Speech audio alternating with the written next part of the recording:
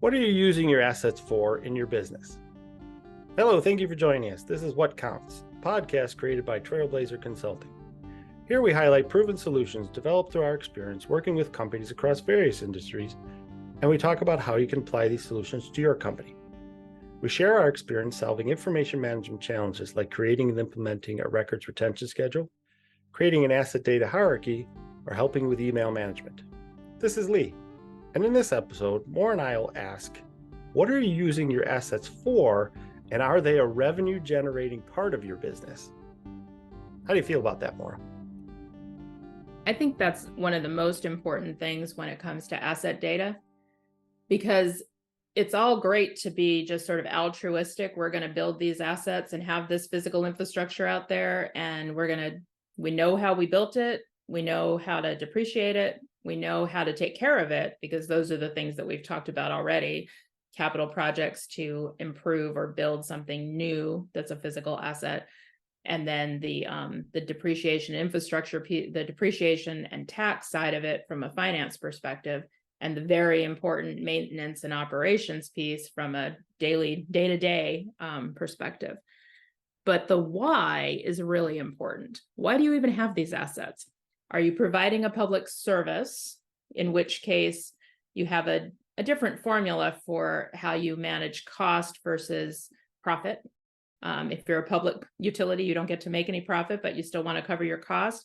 And part of those costs is making sure that you are continuing to upgrade and maintain the assets over time so that you don't have catastrophic failures at some point.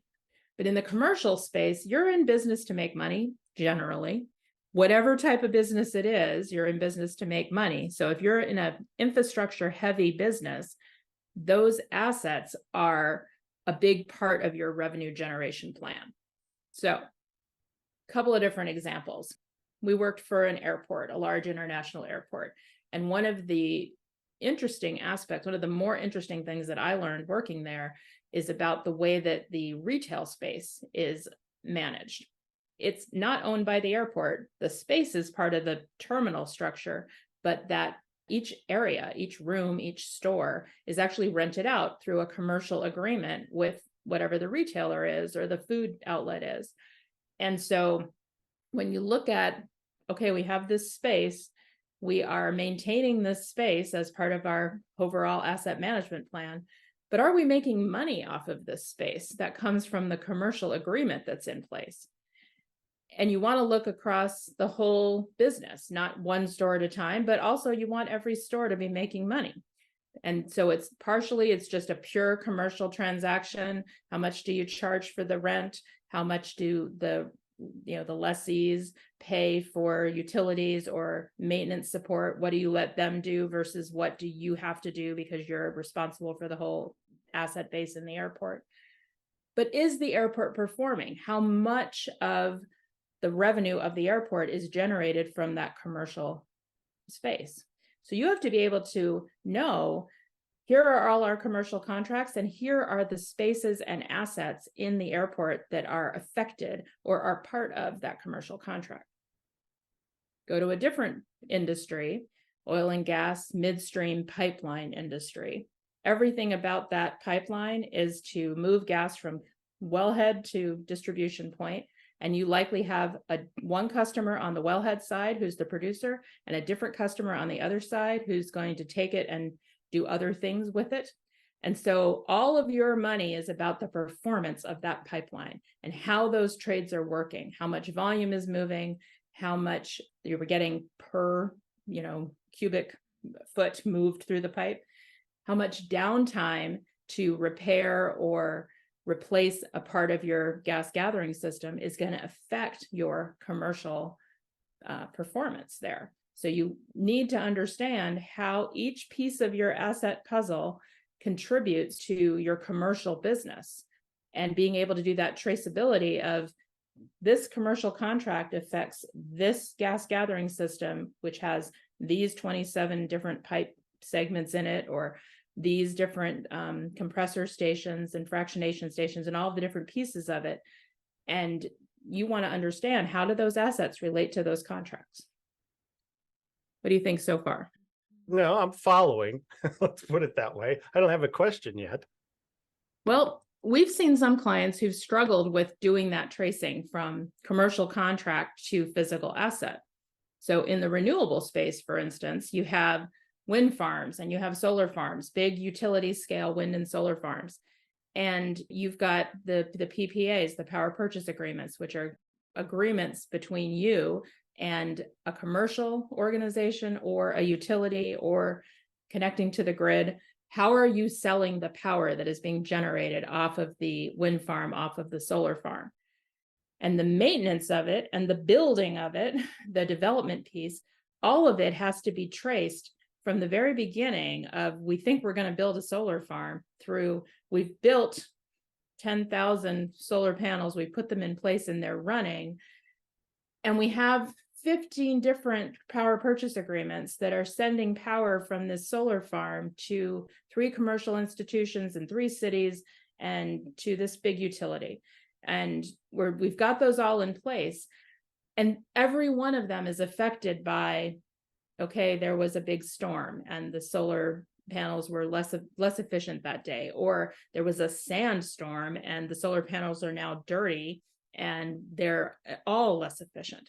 And being able to trace what's happened to the physical assets, to the impact on we're not producing the amount of power that we promised in the power purchase agreement.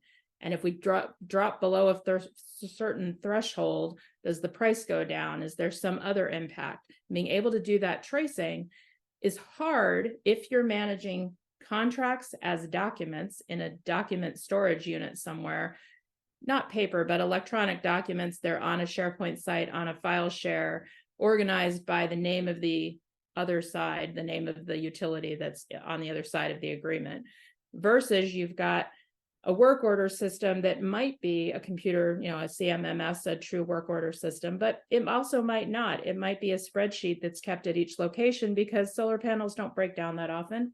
And your project development piece where you said we're going to be able to produce X megawatts and make this much money off of it, that's all done in a gigantic Excel model that nobody ever goes back and looks at. So being able to look at that whole life cycle of, are you making the money that you planned out of this project? Is your solar farm living up to the uptime that you planned? Is it costing more in maintenance than you'd built in? And are you getting the revenue out of it that you wanted?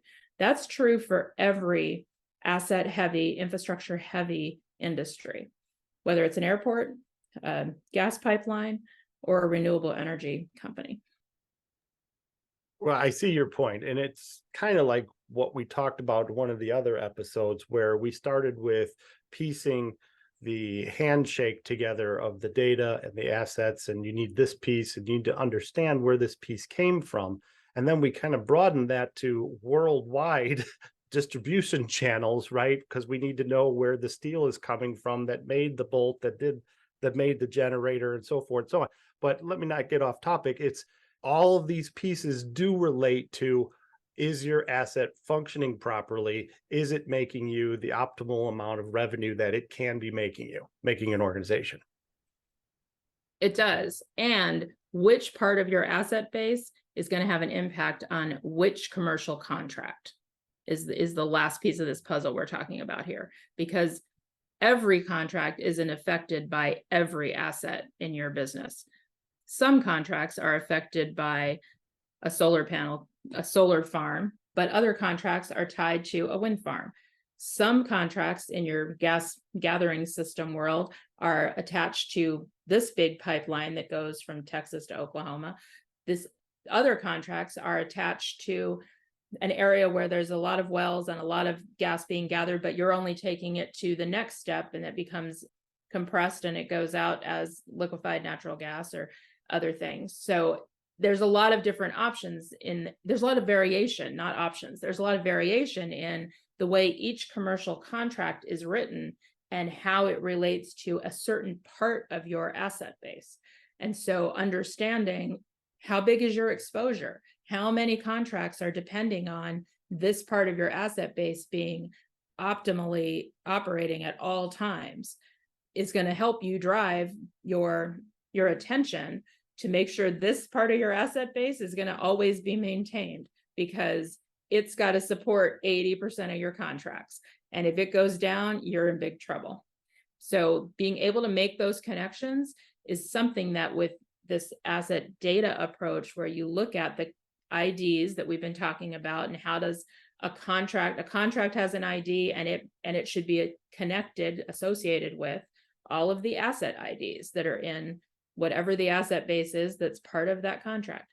And when you write the contract, you know what those are.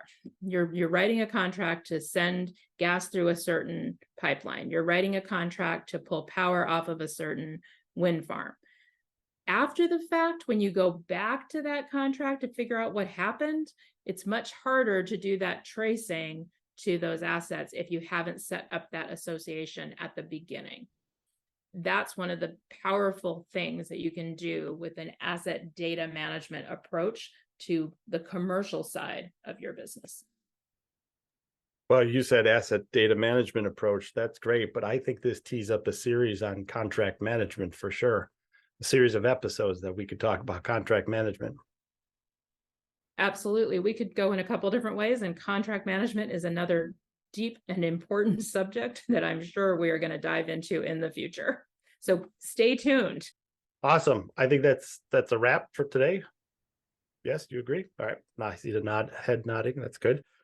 If you have any questions, please send us an email at info@trailblazer.us.com or look us up on the web at www.trailblazer.us.com. Thank you for listening, and please tune in to our next episode.